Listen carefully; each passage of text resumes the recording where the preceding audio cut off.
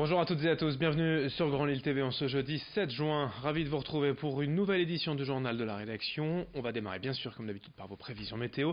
La région va conserver une météo agréable dans l'ensemble en ce jeudi, un temps sec, du soleil et les températures de saison malgré des orages et des averses encore la nuit dernière. Ce jeudi s'annonce bien plus calme avec quelques nuages parfois mais rien de bien grave. Un ciel bien dégagé, surtout dans la métropole lilloise. 25 degrés de nouveau de prévu à Lille cet après-midi. Attention quand même au risque orageux annoncé de nouveau en soirée et la nuit prochaine. Les prévisions météo bien sûr après ce journal. À la une de l'actualité lilloise en ce jeudi, c'est officiel depuis quelques jours, la rue Gambetta est de retour cette année au sein du périmètre de la braderie. Après l'annulation en 2016 et une forme low cost l'an dernier qui avait déçu les commerçants, l'artère emblématique de Oisem se mêlera de nouveau à l'ambiance braderie les 1er et 2 septembre prochains. La zone de braderie autorisée ne couvrira pas toutefois la totalité de la rue, de la place de la République au hall de Oisem.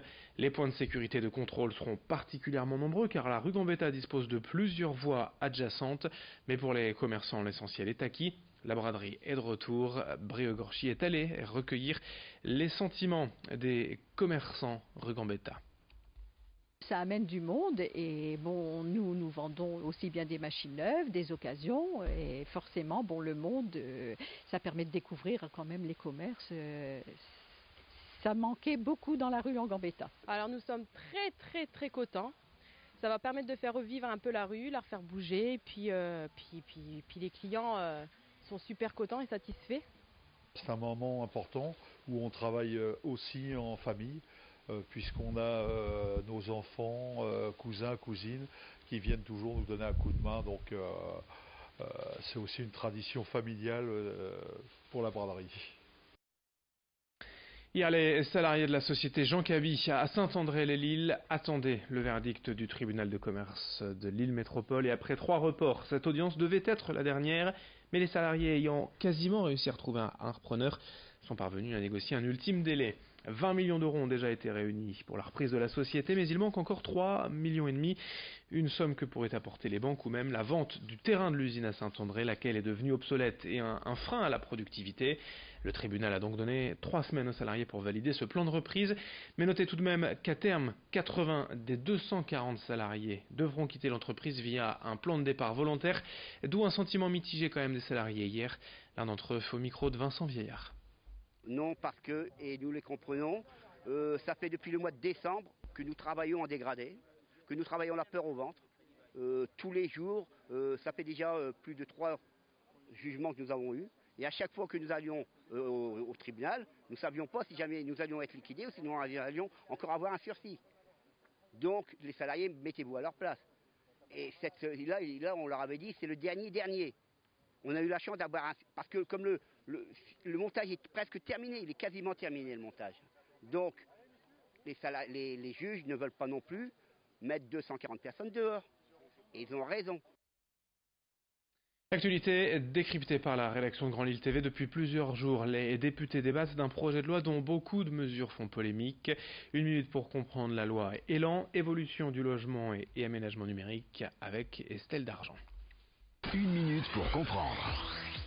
Vendredi dernier, les députés ont voté un nouvel article à la loi Évolution Logement qui baisse à 10% le nombre d'habitations neuves qui devront être accessibles aux personnes handicapées contre 100% jusqu'ici. Alors pourquoi cette mesure qui fait polémique ? Eh bien, selon le gouvernement, il s'agit d'éviter un gaspillage d'espace. Selon lui, en effet, une personne valide n'a pas besoin d'une très grande salle de bain, par exemple, aux normes handicapées.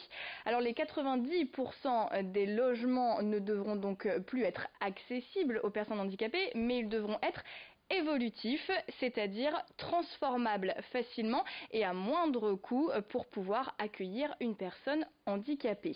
Mais qui va devoir payer ces travaux ? Eh bien, la loi reste floue pour l'instant à ce sujet. Les travaux devraient être pris en charge par le bailleur pour un logement social et par le propriétaire pour un logement privé. Pour les associations, cela risque de diminuer encore plus le handicap. Selon l'UNAPI, 48 000 personnes handicapées sont sans solution de logement. Dans ce journal également une belle image de l'actualité avec la naissance de plusieurs renardeaux polaires récemment aux eaux de l'île. 5 ou 6 bébés, il est difficile pour l'instant d'en être certain pour les soigneurs qui ne peuvent pas s'approcher trop près du terrier. L'odeur humaine pourrait en effet pousser la mère à rejeter ses petits. Toute la famille reste donc pour le moment bien au chaud, même si vous le voyez, les équipes du zoo ont pu apercevoir les premiers pas de certains renardeaux. D'ici quelques jours, ils pourront sortir pour jouer et dès que les soigneurs connaîtront leur sexe, un sondage Facebook sera mis en place pour les nommer. Et puis, dans plusieurs mois après sevrage, ils quitteront le zoo de l'île pour rejoindre un autre parc. Présentation de la portée et de l'avenir de ces renardeaux polaires au micro d'Alexis Tessier. L'avenir de ces petits renards, c'est déjà qu'ils sortent du terrier. Après, on va attendre qu'ils soient sevrés et qu'ils se débrouillent un petit peu tout seuls. Et après, on fait beaucoup d'échanges avec les autres parcs, puisque c'est vrai que ça va être un petit peu restreint pour avoir... parce que là, ils sont 5 ou 6, on ne sait pas exactement, 5 sûrs, peut-être 6. Mais du coup, l'espace sera trop restreint pour 8 renards. Donc du coup, ce sera des échanges avec d'autres parcs. Un mot de sport est également sur Grand Lille TV en basket. Lille joue ce soir contre Roanne, le match d'appui des demi-finales de play-off de Pro B. Après une déculottée le week-end dernier à Roanne lors du premier match à l'aller, les Lillois se sont bien repris lundi soir au retour à domicile et se sont donc offert le droit de disputer la belle décisive ce soir dans la Loire. Le défi est immense pour les Red Giants, mais les joueurs du LMBC l'ont prouvé plusieurs fois cette saison, ils sont capables de tout, du pire comme du meilleur. On espère donc voir les basketteurs lillois sous le meilleur jour.